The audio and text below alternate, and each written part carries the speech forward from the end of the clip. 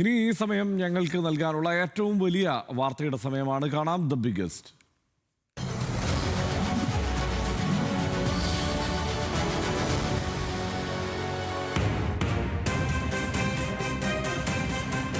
മലപ്പുറത്തെ +1 സീറ്റ് വിഷയത്തിൽ മുസ്ലിം ലീഗ് മന്ത്രിമാർക്കും പാർട്ടി MLA-മാർക്കുമെതിരെ ഫ്രറ്റേണിറ്റി. ഭരണം ലഭിച്ചപ്പോൾ ഒന്ത് നിറം മാറും പോലെ മാറിയെന്ന് ഫ്രറ്റേണിറ്റി മലപ്പുറം ജില്ലാ ജനറൽ സെക്രട്ടറി ഹാദി ഹസൻ ആരോപിച്ചു. LDF സർക്കാർ വിവിധ ഘട്ടങ്ങളിലായി കൊണ്ടുവന്ന മാർജിനൽ സീറ്റ് ക്രമീകരണം UDF സർക്കാർ ഒരുമിച്ച് കൊണ്ടുവന്നു. ലീഗ് MLA-മാരായ PK നവാസും TP അഷ്റഫ് അലിയും പഴയ ആവശ്യം മറന്ന് നേട്ടമെന്ന് ധരിപ്പിച്ച് PR വർക്ക് നടത്തുന്നുവെന്നും ഫ്രറ്റേണിറ്റിയുടെ ആരോപണം. 40 കുട്ടികൾ ഇരിക്കുന്ന സീറ്റിൽ മലപ്പുറം ജില്ലയിൽ 70-75 കുട്ടികളും ഇരിക്കേണ്ട അവസ്ഥ CPM ഗവൺമെന്റ് LDF സർക്കാരിന്റെ കാലത്ത് തന്നെ ഉണ്ടായിട്ടുണ്ട്. ഇവർ നൽകുന്ന ഒരു PR വർക്ക് ഉണ്ട്. നമുക്കറിയാം, ഇന്ന് TP അഷ്റഫ് അലിയെ പോലെയുള്ള നേതാവ്, അതേപോലെ MSFന്റെ സംസ്ഥാന നേതാവായിട്ടുള്ള PK നവാസ്, ഇവരെ പോലെയുള്ള നേതാക്കൾ ഇത് നിയമസഭയിൽ ഇത് ഉന്നയിക്കുമ്പോൾ തന്നെ സ്ഥിരം ബാച്ചുകൾക്ക് യാതൊരുവിധ അഡ്രസ്സും ചെയ്യാതെ താൽക്കാലിക ബാച്ച് ഞങ്ങൾ 10 ദിവസം കൊണ്ട് എന്തോ 10 വർഷം നടക്കാത്തതെന്തോ ചെയ്തു കൂട്ടി എന്നുള്ള രീതിയിലേക്കുള്ള ഒരു വലിയ വിജയാഘോഷം നടത്തിക്കൊണ്ടിരിക്കുകയാണ്. അവസരം കിട്ടുമ്പോൾ നിറം മാറുന്ന ഒരു ഒന്നിനെ പോലെ ആവരുത് എന്ന് നമ്മൾ കൃത്യമായിട്ട് പറയേണ്ടതുണ്ട്. ഇതുപോലെ ജനങ്ങളെ കബളിപ്പിച്ചുകൊണ്ട് മുന്നോട്ട് പോവുകയാണ് എന്നുണ്ടെങ്കിൽ ഞങ്ങൾ ഈ തെരുവുകളിൽ ചോദ്യം ചെയ്യുക തന്നെ ചെയ്യും.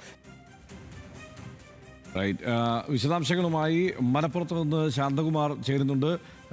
Good morning Shanthakumar. ഇതിപ്പോൾ ഏറ്റവും ശക്തമായി ഈ തെരഞ്ഞെടുപ്പ് കാലത്ത് UDF-ന് പിന്തുണ പ്രഖ്യാപിച്ചിരുന്ന വിഭാഗമാണ് ഇപ്പോൾ ഫ്രറ്റേണിറ്റി അടക്കുന്ന, അല്ലെങ്കിൽ ജമാഅത്തെ ഇസ്ലാമിയുടെ എല്ലാ അവാന്തര സംഘടനാ വിഭാഗങ്ങളും ആ മട്ടിൽ വലിയ പിന്തുണ പ്രഖ്യാപിച്ചിരുന്നതാണ്. പക്ഷേ അതിശക്തമായ എതിർപ്പ് ആദ്യഘട്ടത്തിൽ തന്നെ ഇപ്പോൾ മലപ്പുറം ജില്ലയിലെ +2 ബാച്ചുകളുടെ കാര്യത്തിൽ ഉയർത്തിക്കൊണ്ട് ഫ്രറ്റേണിറ്റി രംഗത്ത് വന്നിരിക്കുന്നു. മാത്രമല്ല, രൂക്ഷമായ ആരോപണങ്ങളാണ് ലീഗ് നേതാക്കൾക്കെതിരെ MLA-മാർക്കെതിരെ ഉന്നയിക്കുന്നതും. എന്താണ് വിവരങ്ങൾ? Good morning Harshan. അതിനാണ് രൂക്ഷമായ ഭാഷയിൽ തന്നെയാണ് മുസ്ലിം ലീഗിന്റെ MLA-മാർക്കെതിരെയും ഭരണ സംവിധാനത്തിനെയും UDF ഭരണത്തിനെതിരെയും ഇപ്പോൾ ഫ്രറ്റേണിറ്റി തന്നെ രംഗത്ത് വന്നിരിക്കുന്നത്. നമുക്കറിയാം, ജമാഅത്തെ ഇസ്ലാമിയുടെ നിയന്ത്രണത്തിലുള്ള വെൽഫെയർ പാർട്ടി, അവരുടെ യുവജന വിദ്യാർത്ഥി സംഘടനയായ ഫ്രറ്റേണിറ്റി, ഇവരെല്ലാം കഴിഞ്ഞ തെരഞ്ഞെടുപ്പിൽ നിയമസഭാ തെരഞ്ഞെടുപ്പിലെല്ലാം UDF-ന് പിന്തുണ നൽകുന്ന പരസ്യമായ പിന്തുണയായി തന്നെയാണ് ഉണ്ടായിരുന്നത്. നിരവധി ആവശ്യങ്ങൾ കഴിഞ്ഞ 10 വർഷമായി LDF സർക്കാരിനോട് ജമാഅത്തെ ഇസ്ലാമിയും അതുപോലെ തന്നെ ഫ്രറ്റേണിറ്റിയും എല്ലാം ആവശ്യം ഉന്നയിച്ചിരുന്നു. ആ ആവശ്യങ്ങളിലെല്ലാം UDF-നൊപ്പം നിന്നുകൊണ്ട് തന്നെയാണ് സമരവും ചെയ്തിരുന്നത്. പക്ഷേ അത്തരം അന്ന് UDF-നൊപ്പം സമരം ചെയ്ത MSF-ഉം അതുപോലെ തന്നെ മുസ്ലിം ലീഗും എല്ലാം അവ മറന്നിരിക്കുന്നു എന്ന് തന്നെയാണ് ഇപ്പോൾ ഫ്രറ്റേണിറ്റി ആരോപിക്കുന്നത്. അതിലേറ്റവും പ്രധാനപ്പെട്ടത് ഈ +1 സീറ്റുമായി ബന്ധപ്പെട്ടതാണ്. നിരവധി ആവശ്യങ്ങൾ അവർ ഉന്നയിച്ചിട്ടുണ്ട്, മലപ്പുറം ജില്ലാ വിഭജനം ഉൾപ്പെടെ. പക്ഷേ അവയെല്ലാം കാത്തിരുന്ന് ചെയ്യേണ്ടതാണ്. പക്ഷേ വളരെ പ്രധാനപ്പെട്ടത്, വളരെ പെട്ടെന്ന് പൂർത്തിയാക്കേണ്ടതാണ് ഈ +1 സീറ്റ് വിഭജനവുമായി ബന്ധപ്പെട്ടത്. അതിൻ്റെ നടപടിക്രമങ്ങൾ പുരോഗമിക്കുകയാണ്. പക്ഷേ അവ എല്ലാം നേരത്തെ LDF സർക്കാർ ചെയ്തിരുന്നതിന് സമാനമായ രീതിയിൽ തന്നെയാണ് ഇപ്പോൾ UDF സർക്കാരും തുടരുന്നത്. അവ ഒരു നേട്ടമാക്കുകയാണ് ഇപ്പോൾ നേതാക്കന്മാർ, അതായത് UDF-ന്റെ MLA-മാർ, ഒപ്പം തന്നെ മുസ്ലിം ലീഗിന്റെ MLA-മാർ. TP അഷ്റഫ് അലിയും MSF-ന്റെ സംസ്ഥാന പ്രസിഡന്റായിരുന്ന PK നവാസും ഇപ്പോൾ അവർ MLA-മാരാണ്.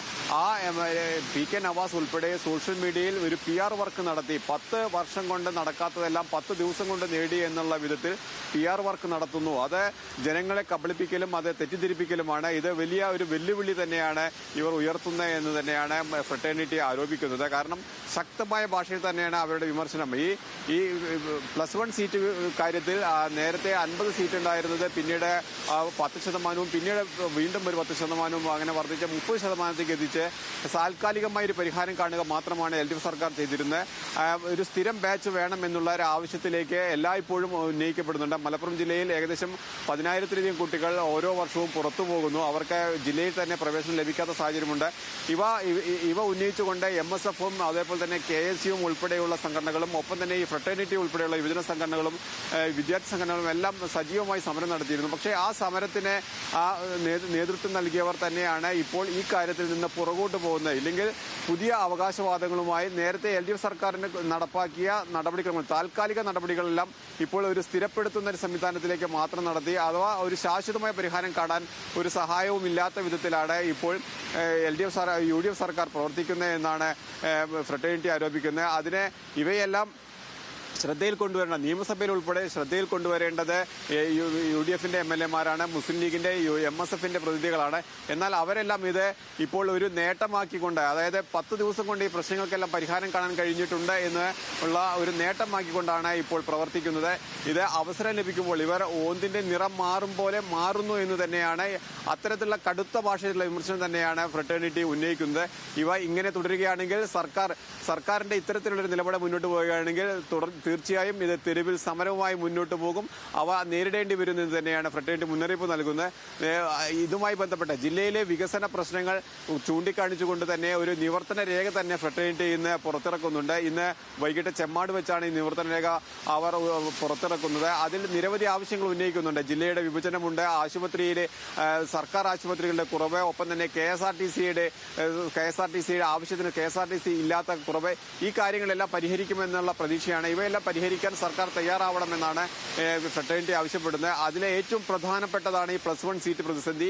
ഈ +1 സീറ്റ് പ്രതിസന്ധിയാണ് ഇപ്പോൾ വലിയ ഒരു വിഷയമായി തന്നെ ഫ്രട്ടേണിറ്റി മുന്നോട്ട് വന്നിരിക്കുന്നത്. ഹർഷൻ, ശാന്തകുമാറാണ് വിവരങ്ങൾ നൽകിയത്. എന്തായാലും ശക്തമായ പിന്തുണ UDF-ന് നൽകിയിരുന്ന ഒരു വിഭാഗത്തിൽ നിന്ന് തന്നെയാണ് ഈ രൂക്ഷമായ ഭാഷയിൽ തന്നെയുള്ള എതിർപ്പ് ഉയർന്നിരിക്കുന്നത്.